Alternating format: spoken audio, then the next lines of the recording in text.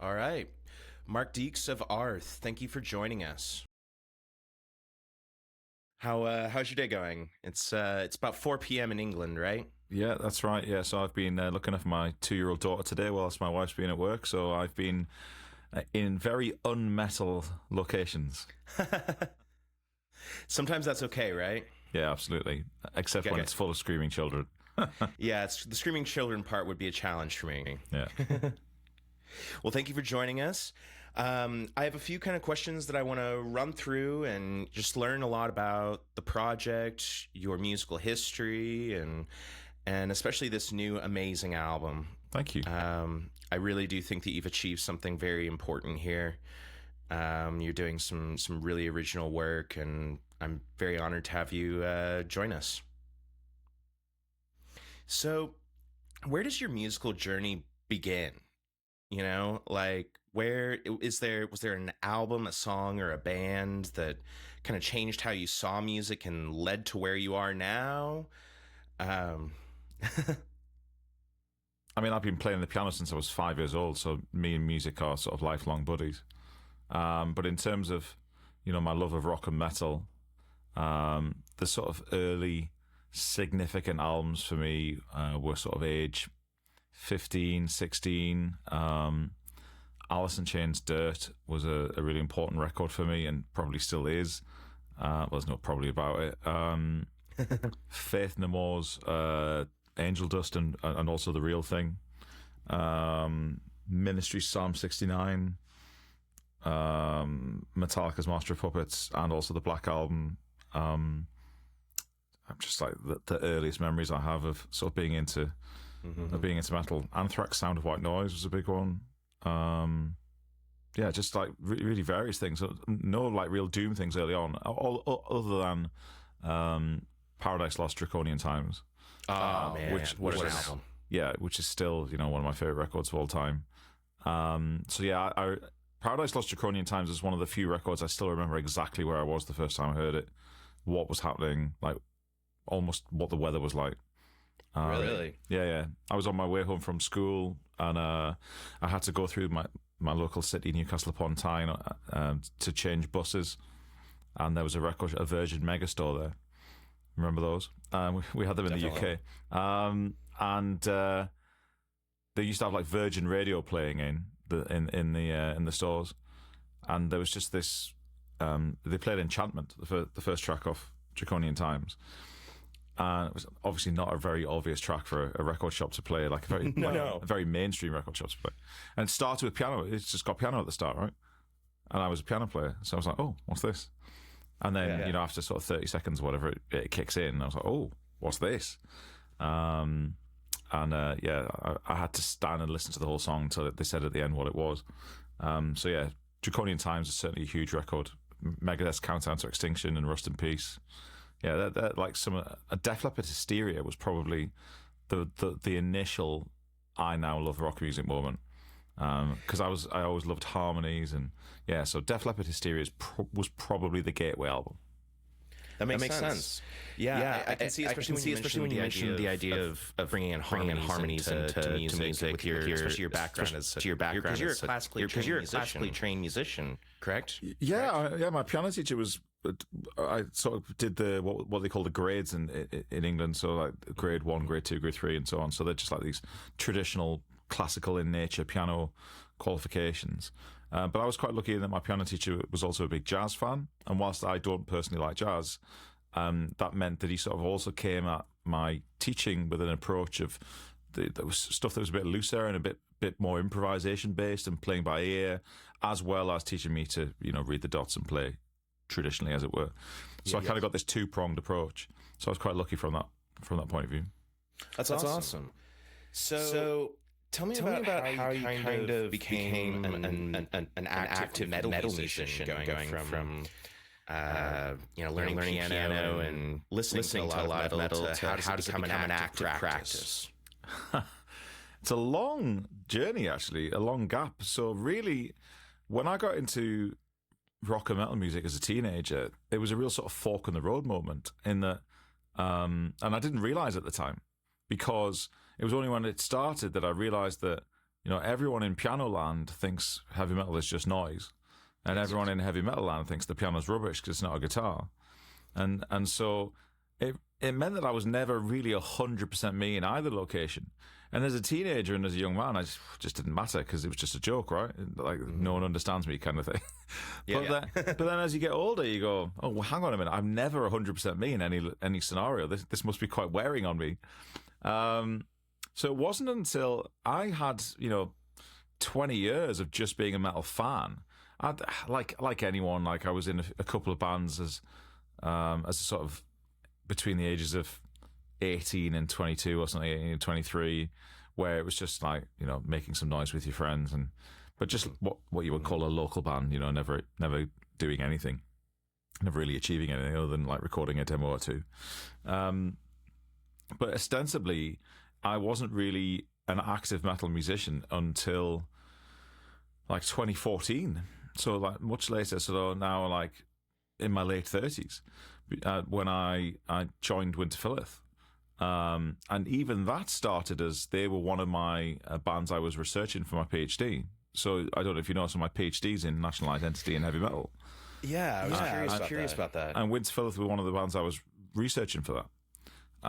So, got in contact with them, asked some questions, got on really well with them.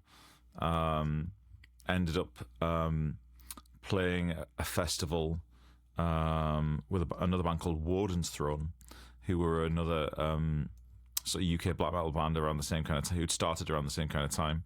I'd stood in on keys for them at a festival, and Winter Filleth were playing the same festival. And the guys from Winter Filleth basically said, we're about to go in the studio. We understand you are like a choral musical director. We wouldn't mind your opinion on our clean vocals and our choral harmonies, and can you come and help us with our clean vocals? So, and that was the recording of the album Divination of Antiquity. So the fourth Winter Filleth record. So, which was a really big step for the band. I guess in some ways it was. But that was sort of my introduction to being in part of Winter Filleth. And at the beginning, I was, whatever you want to call it, just a studio member or just a friend who was coming in to help, like a guest at first. But we just got on all so well, and I kind of stuck around. And this, Chris said, we got on so well, we asked Mark to join the band, kind of thing. So I've technically been in Winter Filleth for 10 years, but it's only really in the last 2 years or so that a lot of people have even realized. Because even though my photos were on the album covers and my credits were there, I didn't play live other than the acoustic tour. So whenever you would see footage of Winter Filleth playing, or people would go to gigs, they would see 4 people, whereas 5 had made the records. I was just too much going on in other aspects of my life to be able to commit to lots of live appearances. But in the last 2 years, I just said, we're not getting any younger. So I've just started doing all the live appearances as well. And people are like, oh, you've been in Winter Filleth for a while. I understand. Yeah, for 10 years, yeah. just a small amount of time. Yeah. So album 8 is out in September. We've finished the new album. It's out in September. Wonderful. I can't wait for that. Thank you. We're really pleased. A few of your albums on vinyl. Thank you. Yeah, I think we've gone even more epic, if such a thing is possible. But yeah, even more. Yeah, there's some huge ones there. Wow, I can't wait. So how does a choral director and a member of a black metal band become kind of I'll say a creator of Northumbrian monk metal? Monk metal. The record label Prophecy keep calling it Monastic Doom, and this is the kind of label that seems to have stuck. I didn't come up with that, by the way. Let's clear that up for a start. I would never have called it such a thing, but I kind of understand, press and labels and stuff need to come up with names and genres. Yeah, you gotta have something to categorize. Yeah, so Monastic Doom it is. So I think the main thing that happened was that, even though I absolutely love being part of Winter Filleth, and I love the guys like brothers, and I really love the music that we make. I just wanted something that was mine, because even in a band that you love being part of, there's still 5 of you sort of making the creative process happen together and compromising and discussing and well, maybe we're going to go with his idea this time and your idea that time, kind of thing. And like we've never ever fallen out. But it's just I just fancied being selfish for a change, and as what I would call a working musician, because my job is as a musician. So I run a choir company. I play at events, weddings, corporate events, whatever, a lot on the piano. I certainly have done over the years, less so now. I do a lot of some motivational speaking now on the connection between music and mental health. Wonderful. But I just felt like I needed an outlet that was selfishly mine. And if I was going to make it selfishly mine, I wanted to play and sing as much of it as possible, as many of the instruments as I'm able to do so. Well, I can't drum, so I needed a drummer. I can play guitar, but slowly. So, I joke about that, but seriously, like if I'm playing guitar, I have to concentrate. If I'm playing piano, I'm not thinking at all. It's just automatic. It's the opposite way around for me. Yeah, I understand that for a lot of people. So, but whilst I can play rhythm guitar, I'm no lead guitarist. So I knew I was going to need a lead guitarist. I really love cello, and I've worked with a few great cellists before, so I knew that I wanted cello to play a part. But fundamentally, if I was going to make a metal album, there was going to be loads of piano on it, and people were just going to have to deal with that. But honestly, I genuinely didn't expect anyone to hear it, let alone like it, because I knew I was making something that was, like I said earlier, piano's not the coolest instrument in metal, right? So the fact that I was just going to ladle it in layers of piano was immediately going to put loads of people off, and that was fine. And I can't do extreme vocals. I can't. I don't know how to scream like that. I wish I did. I've often wished that I did, but I can't do extreme vocals. This is what my voice sounds like, and I'm obsessed by harmonies. So I knew that if I was going to do something, it was going to have loads of things in it, which would probably make it unpopular. But I'd kind of like come to the discussion with my wife that if this is the most expensive set of MP3s I ever own, so be it. I need to make something for me, and my wife was like fully behind it. So and of course I'm really interested in bands who represent where they're from, so you get Northumbrian history thrown in as well. So it was just niche of niche of niche of niche, and I know it's a cliche when you hear bands say, "Oh, I make it for myself, and then anyone else likes it, it's a bonus." That was 100% how art started, and then I ended up getting a 5-album deal with Prophecy 2 weeks after it had finished. So here we are. Works out well. Yeah, I'm having a whale of a time. I'm really enjoying myself. Well, I'm having a whale of a time listening to it. Thank you. So I have to say, one of the things that I'm really curious about is you mentioned your PhD, you mentioned your interest in bands that kind of reflect where they come from. Yeah. What is your relationship with history, and how has it kind of informed art, and especially the newest album? So I'm one of these people who is kind of almost embarrassed to say that I didn't like history at school. Mm-hmm. And I remember sort of having a nagging feeling that I kind of wish I was into this, but I was just bored by it. And, maybe it was the teachers, maybe I was too young, maybe it was the subject, whatever. But I just remember history at school. And I've had this conversation similarly with a lot of other English people, that history was a lot of Egyptian history and Second World War. They were like the two things I remember being taught. I'm sure there were other things, but those are the two things that remain in my brain. And neither of those things, as a kid, drastically grabbed me. And it's only when I got older that I kind of wish that I'd stuck around a bit and like done a bit more learning of history when I was young. But, we change as we grow older, don't we? So I think that it was... My interest in history is driven by my interest in metal. When we start seeing all of these bands from, the 90s, say, onwards, or arguably a little in the 80s too, starting to talk about various mythologies, Viking history, whatever. And of course, then that's spreading into bands from other countries and other parts of Europe predominantly. You start going, oh, what are they talking about? Oh, it's about this book. Oh, it's about that saga. Or it's about... And just kind of my curiosity got the better of me, and I ended up sort of going down the rabbit hole a bit. And so it really was driven by the metal first and foremost. And, there's another example of why metal's not just noise, right? You know, Exactly.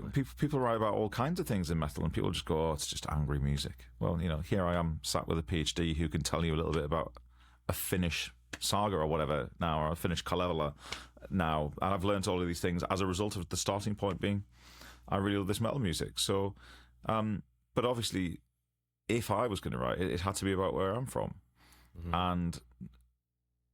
You know, you may well not know this, but people from the northeast of England are well known about being particularly passionate about where they're from.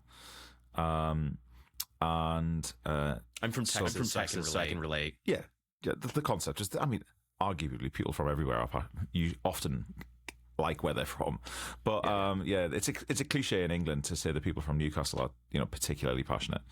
And so, yeah, it was always going to be about those. And I knew that was, you know, probably another nail in the coffin for how many people might ever like it. But what's kind of been refreshing about it, and I mean this in a sort of very genuine way, is that I found that whilst I never expected, you know, millions of people to get into this music, it's not music for everyone, and that's fine. Those who have got really into it, like deeply passionate about it. And what's cool about it is that almost all of those people aren't from Northumbria. Yeah. And that really fascinates me, because that starts to then play into my sort of curiosity a little bit about what I was writing about in my PhD, that sometimes are there suggestions that people can just sort of detect, almost like subconsciously, soul or meaning or like personal connection or identity or whatever these kind of vague sort of concepts are. And yeah, so I kind of think it's really pleasing that people who aren't from Northumbria go, wow, I'm really sort of into this story, or yeah, it's enjoyable to be around. Yeah, I mean, that was one of the things that really pulled me into your music initially was the history.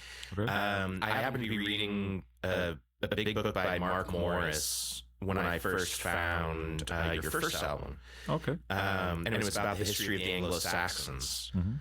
And it was just this weird element of synchronicity between, you know, kind of what you were talking about and what I was reading about at the time. So I think there must be something very universal about what you're talking about in terms of those historical ties. I mean, without wishing to get too deep and esoteric about it, I think that so my background is quite well, it's not quite, it's a very religious background. So I come from a very religious family, even though I consider myself an atheist. And there's a concept that I used to sometimes hear when I was a kid around sort of religious circles. This theory that man, if we can call it man as a sort of loose description of mankind, Yes. has a God-shaped whole. And it's this idea that man is sort of seeking meaning or, you know, our God or spirit or whatever we call it to explain everything. So that everything becomes explainable, and you go, oh, so that's what it's all about. Kind of. And even though I don't believe in a God-shaped hole, I think the concept of, or maybe I do believe in a God-shaped hole, I just don't believe in the gods that fill it. There's another debate. But I think the concept is that humans have this sort of perhaps innate desire to sort of try and make sense of where they are and why is it like this and where did we come from and what's going to happen to us next and so on. And some people take that and explain it in a religious way and what becomes a religious way, and some people explain it in all kinds of other sort of esoteric ways. But I don't know, I'm kind of curious to wonder if it's that kind of vibe that when anyone writes about where they're from, it becomes a universal sort of connection for people who are interested in that kind of thing, even if they're not from that place. Yeah, I mean, I think it comes down to the idea that we're all missing something and looking for something. Yeah, exactly. You know? So what about Oswald Whiteblade were you missing and looking for? Well, I mean, quite often people have asked me about the sort of the two subjects of the two albums so far. Obviously, are very Christian characters, very religious characters. Saint Cuthbert for the first one and King Oswald for the second one, or Saint Oswald also. And you know, does this mean that I'm a religious man? No, as I've already explained. I've had people ask me if I'm a Catholic. No. Someone thought I was a preacher. No. Then I've also had people say, are you a Nazi? So that's kind of difficult. So no, I'm not none of these things. But when it comes to like telling stories of where you're from, Northumbrian history is just intertwined with religion. It's unavoidable. Yes. Because Northumbria was very heavily involved in bringing religion to all of the UK and England, in England in particular. So all of the main characters that sort of Northumbrian culture is still based on are religious figures. So living in this part of the world, you see the names Cuthbert, Oswald, and Aidan, in particular, those three names, used an awful lot. Churches named after them, streets named after them, schools, charities. There's a St. Oswald's Hospice, which is a well-known charity in the region. So the names are just integral. And part of what I've sort of been poking the bear with at a little bit when it comes to sort of the lyrics of Arth is that, people who said, oh, you must be a Christian. I'm like, well, you're not sort of reading these lyrics quite closely enough, because I'm trying to get you to challenge maybe a little bit the narrative that has been presented as just historical fact. And I always say to people in interviews and so on, you have to remember that history is sort of controlled by the victor kind of thing, he who writes it down and becomes the person whose textbook or history book becomes the text that we learn about history from. You have to remember what perspective they were telling the story from. So the main book about this particular subject is called Bede's Ecclesiastical History of the English People. I have it on my bookshelf. Right, so there you go. But Bede was a Christian scholar. Yes. So in Bede's writings, all of the Christian figures are presented as the goodies, and all of the pagan figures are presented as the baddies. And I understand that. I've seen Star Wars, so the notion that all of these figures were just holier than thou, great holy men who never did anything could be considered to be bad, I think needs challenging. Because the example I give with the second album is when Oswald dies and is killed in battle, which is in the trap beset by weapons towards the end of the album, he is in a place which is now known as Oswestry. That's a real place in the UK now, which is near the Welsh border. Well, that's not in Northumbria. No. So the question is, well, what is this great holy man doing outside of Northumbria? Well, he could have just been going for a walk, but perhaps he was trying to take over another kingdom in some kind of battle. And had he won that battle, perhaps things would have turned out differently and he would have expanded his kingdom. Perhaps that's not the most Christian thing to do. I don't know. I'm not here to judge. I'm just here to say perhaps we should challenge the narratives a little bit and remember who committed to text the history that we now take to be fact. Exactly. Do you think that there's like I don't want to say political, but there's not really a better word for it, but a political edge to that element of history and examining these religious figures? I wouldn't consider myself a political person, but then people say, being apolitical is a political choice. I don't know. I try and keep very much out of politics. I mean, to be honest, I try and keep very much out of religion, to be but yeah. He says writing albums about saints. But I don't know if I'm making any kind of political statement, and certainly not intentionally. I just, like I say, trying to encourage people to just have an open mind and a questioning mind. And, if the only book that is about a certain period and area is written by a Christian scholar, then we can't just take that as fact. And I would say the same if it had been a pagan scholar. Exactly.